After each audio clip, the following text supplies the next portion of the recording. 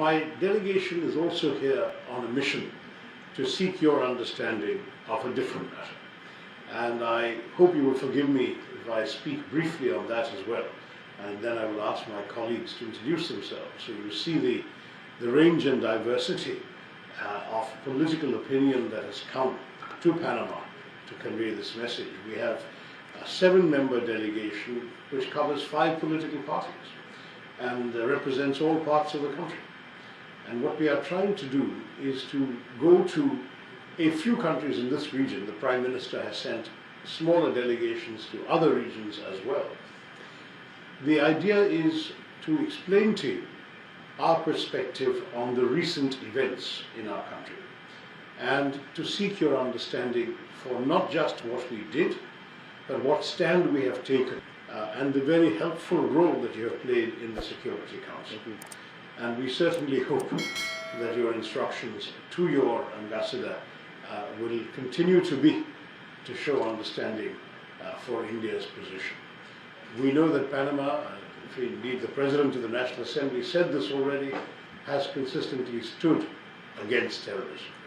Terrorism should not be a resort of attempting to address international disputes. If there are problems, there are other ways of dealing with them. Sending terrorists across the border is simply unacceptable, and that should be made clear. We should go after the perpetrators, the killers ourselves, and we will do so. But those who give them safe haven, those who protect them, finance them, train them, arm them, dispatch them and guide them, they should also be held accountable. And increasingly, it seems to me, it will become inescapable for us to face this particular aspect of the challenge. And we certainly would like to seek your understanding. Good morning, sir. As my leader, Shashi Tharoor-Ji, explained everything. Although we have supported our cause, and no world will encourage this terrorism activities, extremist activities, and we are suffering since long these things. And so many times we had meetings and agreements with the Pakistan, but he just take U-turn from what it has been decided. And again he is doing the same thing in different parts of the area. Sometimes in Bombay, sometimes here, there. And this has been very, very sad for us. So we have decided, the government decided, the Modi government decided, we had all-party meetings across the political affiliation to tackle these things very deeply, very strongly. And we are, even after differences, we have supported the government to take external action as much as they can. And the government did it. And we did not kill any civilians. He will explain everything. But only pinpointed the culprits. And then our forces came back. And we have warned them, if they will do these things again and again, they have to see the same consequences. This we wanted to come here. And there are 7 delegations all over the country going on in different parts of the world and explain these things. Thank you very much. Besides the issue of counter-terrorism, which our chairman, Dr. Tharoor, has outlined, firstly, we express our deep gratitude to you, to the President, to the government of Panama for its unequivocal condemnation and unconditional support to India in this regard.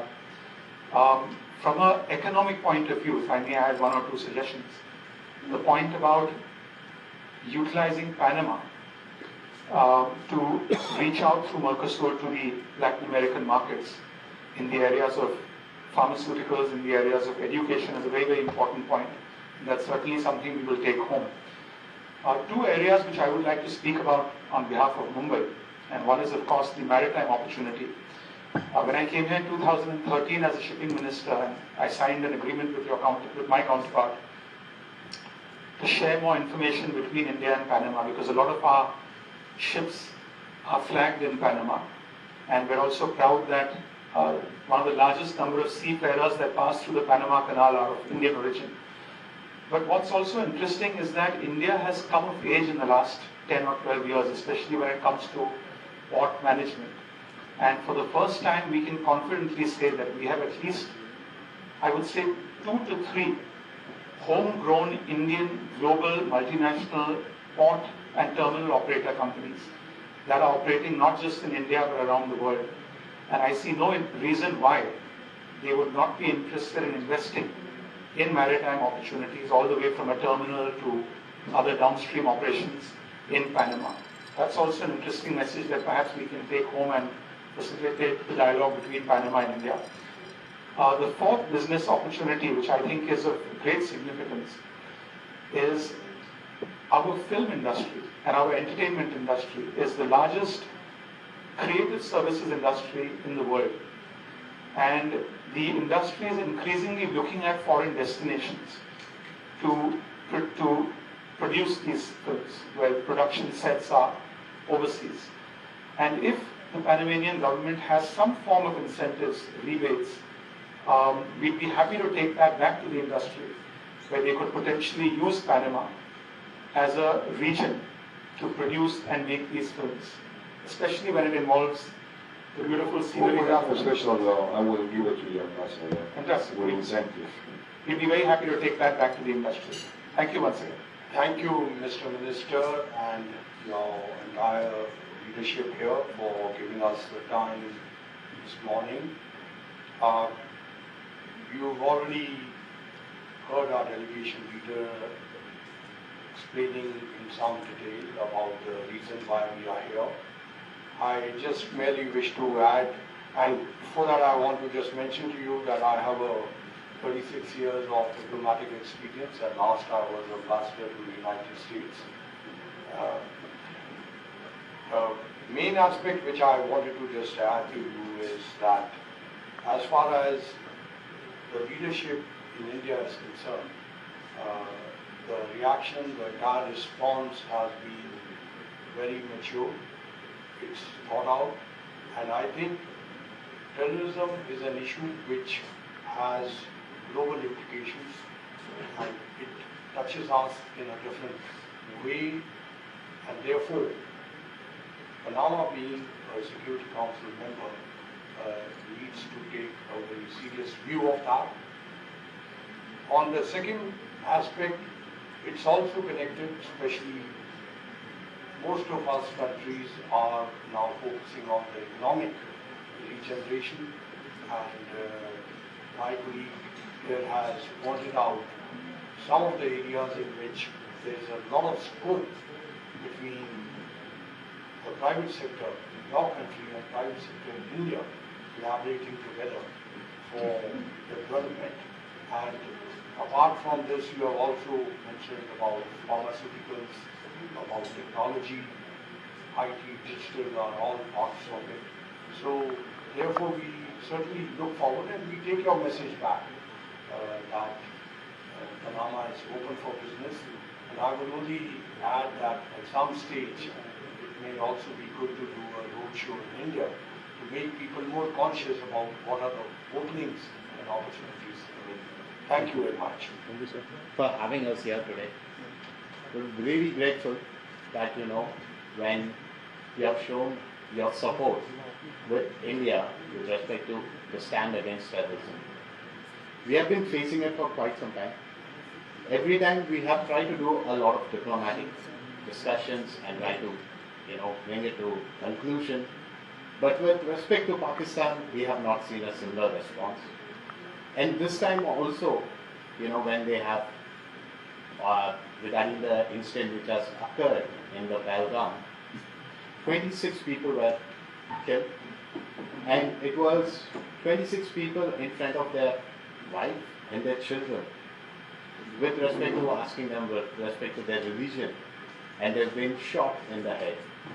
And this time India was like we had only a single voice. That was we are going to stand in all forms of terrorism.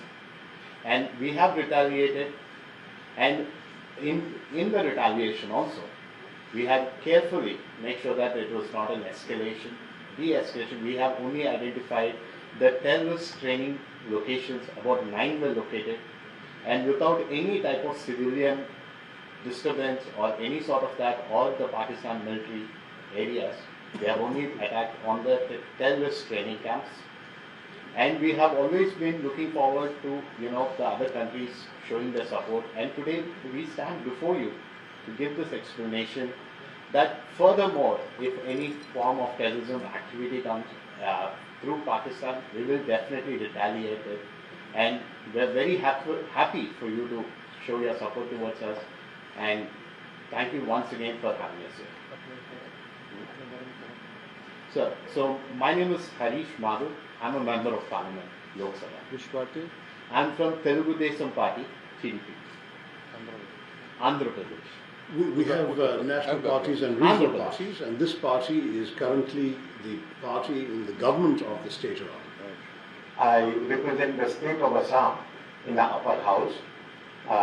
Assam is situated in the border of our country, which is surrounded by South Asian countries as well as Myanmar, and beyond that is China. So I think you understand the realities that a country can face when you have a hostile neighbor. Fortunately, till now we do not have hostile neighbor in my part of the country, but we have a hostile neighbor which is causing disturbance time and again, for which the recent one is killing of innocent people, tourists, in their holiday period, and that has been condemned by many other countries, including you. We are very happy about that. My delegation leader has already explained to you the situation, the background, and also the way ahead, what we expect from the Republic of Panama, and what in other cases, what Republic of Panama can expect from us. That has been already mentioned by other members. So I leave it at that, and thank you for having us here. Good morning, Excellency. Thank you so much for having us here. I am Tejasvi Surya, Member of Parliament from Bengaluru, the IT and tech and startup capital of the country.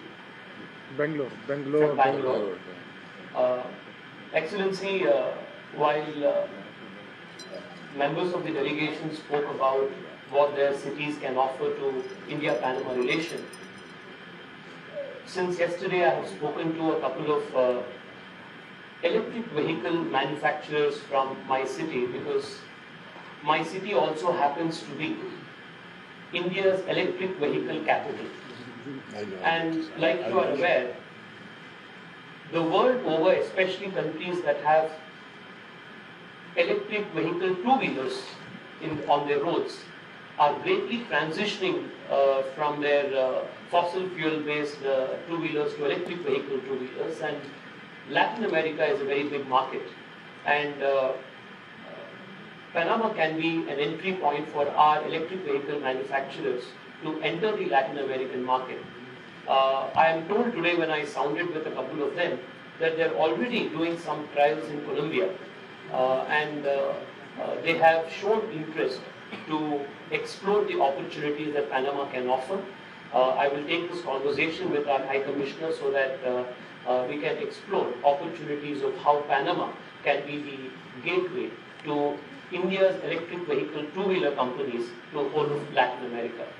Excellency, if you would permit me one more minute, while we are all concerned and focused on taking our economic relationship much forward and strengthen it, we are, however, constrained to also bring to your notice the inevitable outcome, the impact of Pakistan-based terrorism, not just for our immediate geography, but for the whole world.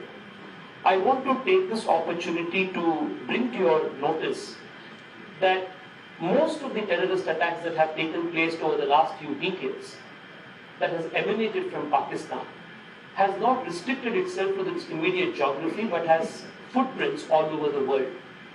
The 1999 hijacking of the Kandahar airplane was orchestrated by Pakistani agents. You are aware, Excellency, that Osama bin Laden was found in Pakistan's Abbottabad, where he found a safe haven. The 2005 London tube bombings, of the 5 bombers, the investigations led to 3 of them being trained in Pakistan. The May 2010 New York Times Square bombing attempt, out of the 4 people who were apprehended, 2 of them were trained in Pakistan. November 2019, London, where 5 people were stabbed in central London, 2 of them were fatally, 2 of them succumbed to their injuries. A 28-year-old British national was of Pakistani descent and again was trained in Pakistan. January 2020, Paris attacks, an attempt to murder 2 people with a clever meat. This was again traced back to Pakistan. 2022, Excellency, there was an attacker with an armed pistol who took hostages in a synagogue in United States in Texas. The attacker, Malik Faisal, was again a Pakistani descendant. This is not an exhaustive list. The list goes on, Excellency. Iran, Sri Lanka, Paris. The point that I am trying to make here, Excellency, that our delegation through our leader is trying to make here, is that today it's an extremely interconnected world. And one nation's inaction against terrorism cannot be, or rather will be, a threat for all nations around the world. Panama today holds a very important position in the UN Security Council. We urge you humbly to please take cognizance of this very